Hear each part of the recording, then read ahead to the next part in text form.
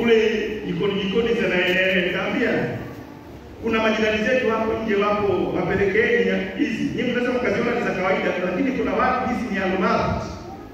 Akina mama nyinyi mmezoea mimi kakabati kangu ni kabati viwili.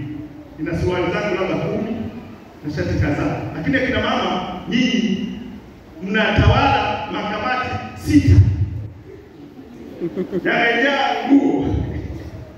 Lakini kuna akina mama wanaenda hospitalini hapo. Wao wanasema mara kwa mara leteni hizo nguo wapelekee watu kule. Wana shida. Kwa hiyo naweza kama ndani ya kanisa mtu hana furaha. Yeye anasema mzee Makingi hapa. Wewe unamwambia anyoshe mkono. Lakini yeye hata hizo nguvu za kunyosha mkono hana. Mimi nakumbuka kuna wakati nilikuwa naenda kuabudu Mnazi Mmoja. Nimefunga siku ngapi? Ndani yangu kuna huzuni. Yaani nafika pale Faya sina hela, nimetembea kutoka Manzese. Nimetembea kwa mguu. Sina nauli. Na hiyo ilikuwa ni mara kwa mara. Yaani kwa ndani ya kanisa hapa unafikiria mtu amekuja na daladala lakini amekuja kwa mguu kutoka Kiloguru. Hana amani ndani.